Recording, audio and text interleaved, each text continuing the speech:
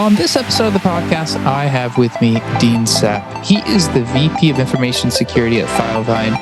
We're going to be talking about ransomware. It's always in the news, and there's multiple facets to this, from prevention to preparation to response. We're going to talk about highly sensitive data sectors and what a smaller business can do, because obviously you might not have someone in that role, and maybe there's some things you do in advance to prevent the ransom from having to happen. Dean, thanks for being on the show. Thanks for joining. Happy to be here. Awesome. Let's start off with two things before we dive in. Tell us what Filevine does, and then VP of Information Security, what falls in your plate? Sure. Happy to talk a little bit about that. So if you think about what Salesforce is to salesmen and women, Filevine is to the legal profession. So we have document management, case management, lead generation, intake, and a contract management lifecycle products. So we have a full suite of business products tailor-made for the legal industry. And so really that's the analogy I share. In my role as Vice President of Information Security, I handle multiple teams. So we handle all of the customer-facing questions about information security. We do incident response for clients that don't have an incident response company on retainer to kind of guide them through some of the challenges that they face if they are hit by ransomware. And of course, we verify that none of their files have been impacted in our platform. And my team also helps with compliance and privacy, just making sure that we are complying with the law and that we are, secure to the best of our ability and stopping the bad guys on a daily basis. And, we have about 3,000 law firms that are running the platform. And so we are a data aggregator in some sense of the word. And so our intent is to really make sure that we're stopping the bad actors, before they can make any progress. Awesome. Well, this is. I guess it's always in the news, ransomware, and everyone hears it. It's always talked about. There's, it's like a shark attack. When it happens, it gets the coverage because it's the oh my God, it could happen to me moment. And we don't know, right? We don't know about when it's going to hit. A lot of facets to it. But before we even dive into that, I just want to make sure, I think everyone listening to the podcast should know what ransomware is. What are there any things that ransomware isn't that we maybe mistake for ransomware before we start, just out of curiosity? There probably are some denial of service type attacks that we see where, they're essentially trying to lock down our assets, our technology stack, our web servers and things like that, and take them offline. And so in some cases, there are threats to use some of the bot herding networks to, and customers that I've talked to have received. I mean, it's still type like a ransom, because they're saying, look, if you don't pay us, we're going to shut your website off for 3 days and you're going to lose, whatever business per day. But I would say that ransomware is largely tied to, it is like a denial of service attack. It's locking down laptops, servers, web services, anything that they can do that the bad guys can monetize and get you to pay them money, and preferably in Bitcoin. In Bitcoin, there you go. Okay, well. That does make sense. That's what it typically sounds like when you hear about it in the news. I guess let's stop to the top. We're going to go through. We're going to talk about preparation, prevention, preparation, response. Right. So let's start at the beginning of this when we're looking at, hey, we just should try to avoid this. The prevention component. How much of this is system? How much is it pure human, or is it a mixture of both when it comes to prevention? When I think of prevention, I think about the entire business, right? So I encourage a lot of clients, and I've spoken on ransomware probably a dozen times, and how important it is to actually have a plan because it's so common. The Verizon data breach report just came out a little while ago. It's been the 15th year. And for like the last 5 years, ransomware has been one of the most common attack vectors, and it actually went up 13% last year. So the 2022 Verizon data breach report is from what happened in 2021, and it showed a 13% increase in attacks that were successful. And these were attacks or breaches that were reported. We don't even know about the attacks that were not reported. So it's happening very frequently, and businesses need to be aware of it. And I encourage them to go out and get a cyber liability, cyber breach policy from their insurance carrier, because the insurance companies are really good at sending out questionnaires that say, what are the things that need to happen to stop a breach, to stop a ransomware event? So just by engaging in your insurance carrier, you essentially get a free risk assessment of what you need to do to protect the business. So, and then of course, many of the insurance policies, they'll have an incident response company on retainer. So instead of me having to spend $20,000, $30,000 to have Mandiant on retainer or some other expert that handles incident response, by going through my insurance carrier, I'm able to get that protection built in. And of course, having legal counsel so that if you do have a breach type event, your internal legal counsel can talk to external, can keep everything under privilege while you figure out what's really happened. So there's a lot of things that I encourage businesses to do. But when we talk about, proactively, it largely comes, these attacks largely come through email. So we can talk all day about different precautions, but the human element is very real. And knowing that the threats are going to come through your email system predominantly, 90 plus % of the time. I don't have that exact stat, but I know it's the vast majority. It comes through email. And then there's a small portion of it where somebody is, found a USB in the parking lot, or your public website was vulnerable, and then the bad guys hack the website, and you're on the same network, and then they get in internally. But yeah. So yeah, I mean, that's actually, two things there. It's really interesting. One is, and I think this is, especially if you're a smaller company, you can't spend the $20,000, $30,000, $40,000 that you mentioned to have this done. Is look at that cyber breach policy from your insurance carrier. I mean, it sounds like a good, at least, hey, let me figure out if I'm insurable and what the risk factors are before before it gets too late. And then when it comes to the human element, everyone always sees don't click links in email, but yet it happens. What can we do? What more can be done in terms of educating people in the company to go, hey, listen, if you see a link, don't assume. Is it assumption? Is it just, the emails are becoming more compelling that people just want to click? I mean, what can be done? Can anything be done? Sure. Yeah, and you're right. The actor, if we think about hackers, they are really, really good at understanding ROI. They want to spend the least amount of money to get the most amount of money out of their victims, right? So the emails are getting sophisticated. The English and the language of the attacker that they're targeting someone else is getting more proficient. They're getting better. And of course, the ransomware kits that are available, for $300-$400, you can start your own ransomware business. And they typically come with 24/7 support with Chinese, Russian, German, and English support. So it's pretty crazy, the kind of ransomware as a business kind of offering that's being made out there. But that's probably part of the problem with the proliferation of ransomware. And at the same time, there are very simple things that can be done to protect the company. I tell everybody, and this is nothing new, but you should be running some type of next generation endpoint protection on your laptops.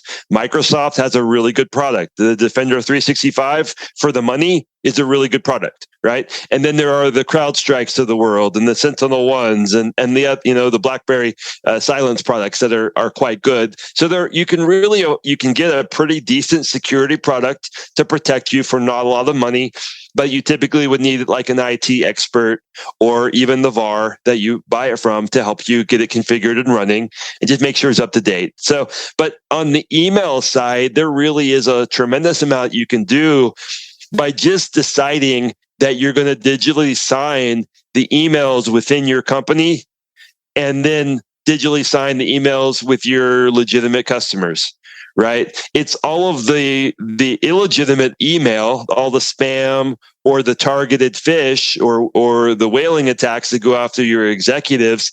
Those are typically from a spoofed domain. So by either having an email firewall that can look at it, so think Proofpoint, Mimecast, any number of Barracuda, any number of products that can do email firewalling, but just by signing legitimate emails within your Exchange environment or your Google environment, you can reduce the number of attack emails that actually hit user inboxes dramatically. That's some great advice. And as you're kind of going through this process, so this is prevention. Sounds like a lot of preparation in terms of putting the right vendor products in place. You mentioned digital endpoint, digitally sign your emails. Doesn't sound like this could be a small company, big company. It sounds like there are different solutions for different budgets. Right. In terms of preparation, I guess maybe the component of that maybe you could touch on is when it does happen. Let's say there is a ransomware. Obviously, you have to have a response. But you almost have to have a kind of maybe a fire drill of who do we go to? What do we do? And then obviously you need to have a response, in terms of solution. But it sounds like, you need to have some kind of a walkthrough mentally, or at least, document it as to, hey, if this is going to happen in the company, what's the first phone call?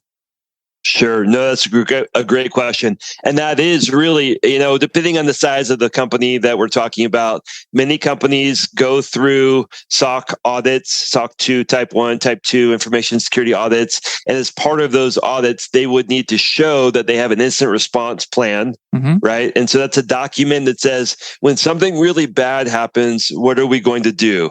And it typically is made up of a couple of experts. So general counsel, perhaps your CEO or a delegate, your IT lead and the delegate, and then your practice area, whoever's really running the business in a law firm, that may be the managing partner, managing shareholder, someone of that nature.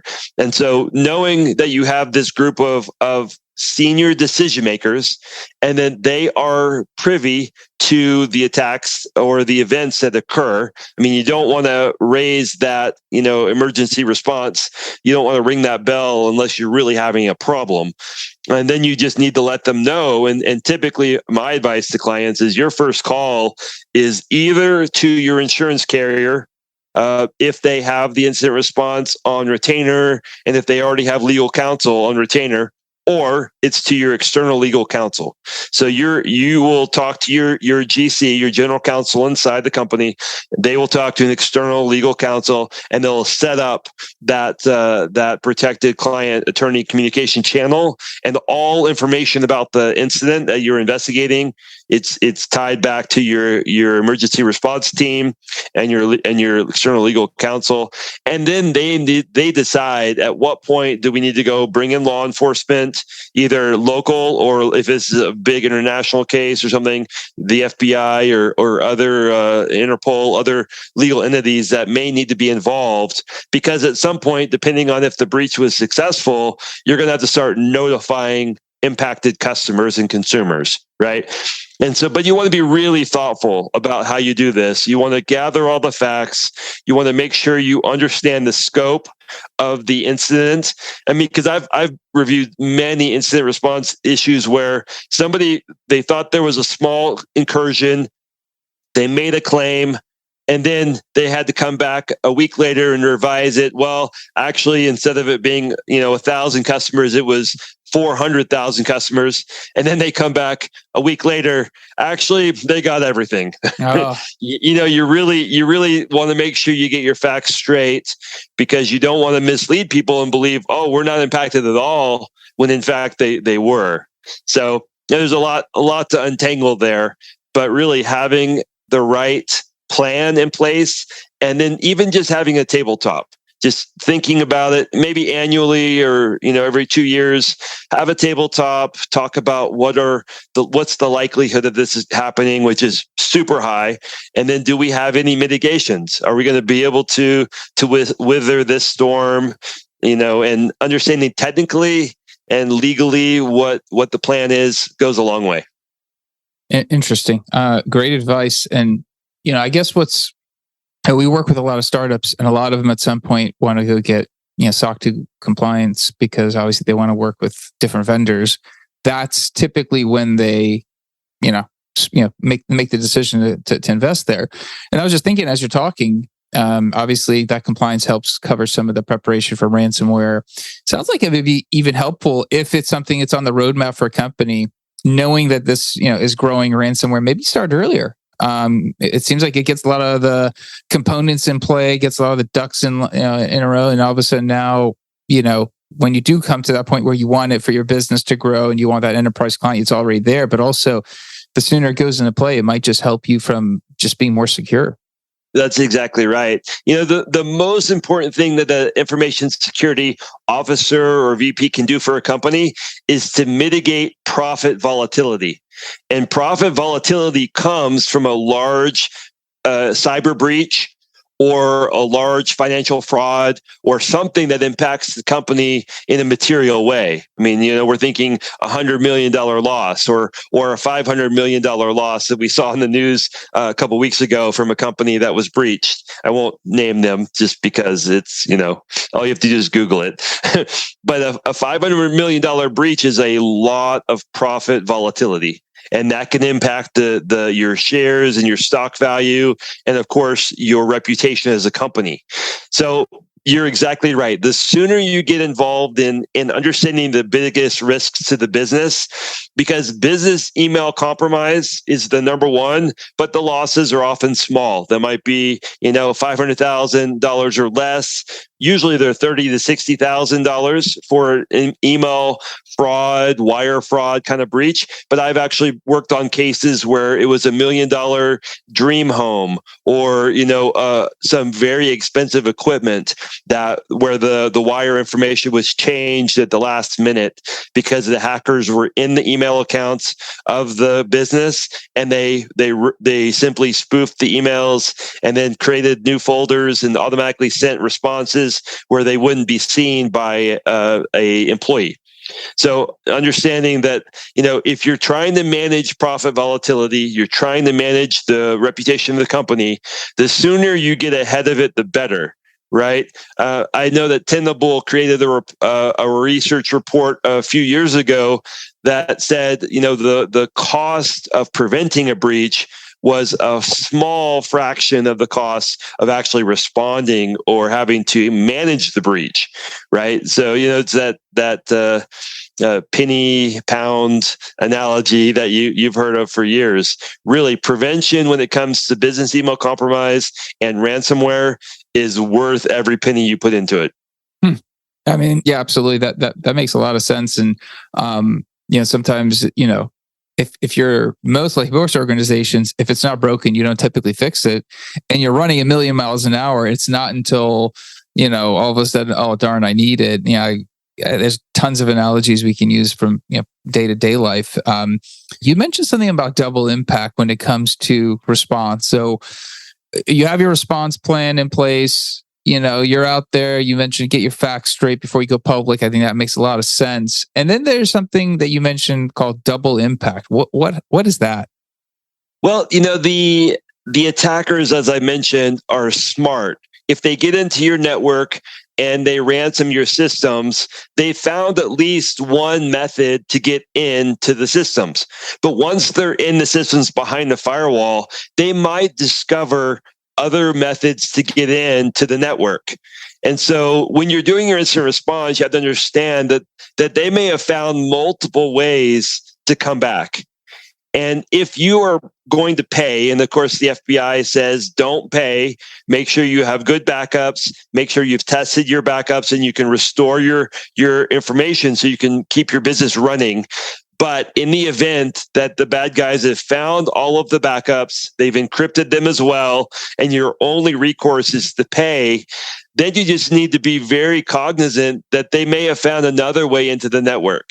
So even though you've detected one primary vector, there may be others. And so I've actually worked with clients, unfortunately, that they paid the ransom, they recovered their files, and then it was just a few weeks later, the ransom actors came back in through another door that they had discovered and ransomed their files again.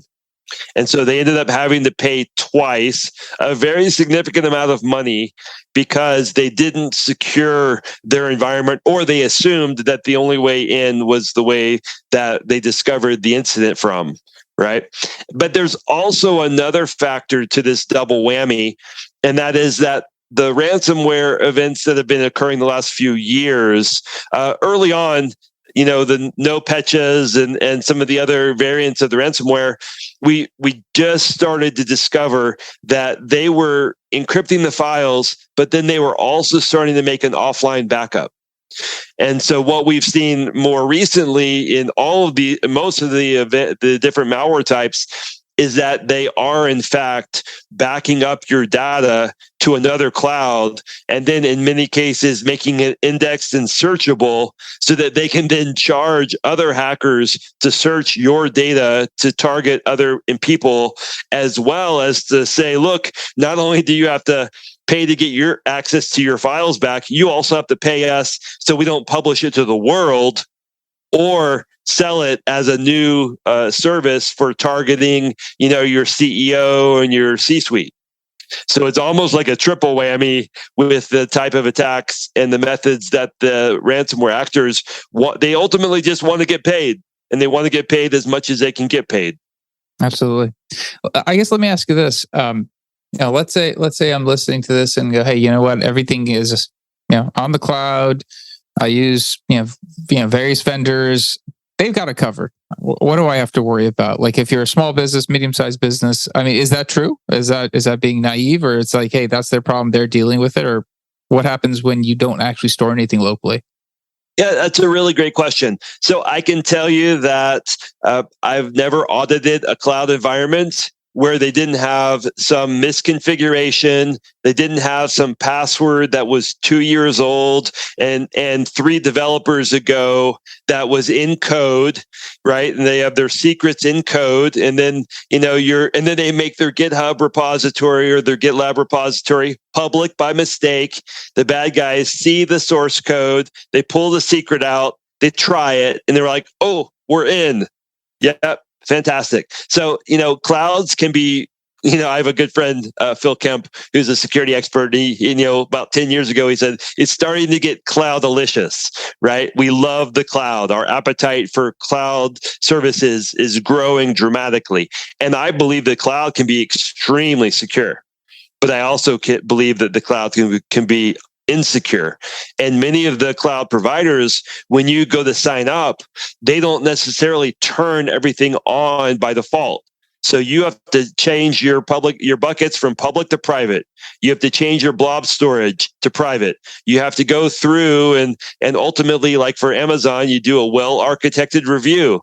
They'll come in and they'll assess the security posture of your cloud environment and help guide you through the process of securing it. Because Amazon, Google, Heroku, AWS, or GCP, they don't want you to get breached in their cloud, right? So they are incentivized, but only at a certain level, right? If you're spending $500 a month, they probably aren't going to be able to help you.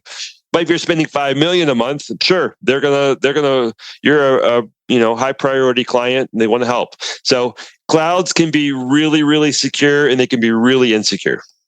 Awesome. I think tons of advice there, and I think that's a really good point. That even if it's on somebody else's infrastructure, you're still responsible. I think that's a great way to summarize that. Dean, I was going to say thanks for being on. Thanks for sharing. I think you provide a lot of good insights in terms of the prevention, preparation, response aspects for ransomware. If somebody does want to reach out to you to talk about any of these topics, pick your brain, or have a question, what's a good way to get a hold of you? Sure. I'm happy to answer questions. So you can hit me up on my email, deansapp@filevine.com. Happy to respond there, as well as my personal email, deansapp@hotmail. So I've had that account for like 30 years, but they're welcome to reach me anytime. And or we also have several social media pages for Filevine. They have security questions. They can tag me on those pages, and we'll be happy to help. Awesome. Thanks for being on. Thanks for sharing. I appreciate it. Thank you, sir. Take care, Amir, and all your followers. Absolutely. That's it for this episode. We back in different guests, different topic. Hopefully you found that useful. I'm sure everyone knows what ransomware is, but I think Dean covered a lot of great tips in terms of if you're small, medium, or even big business, and what you should be looking at.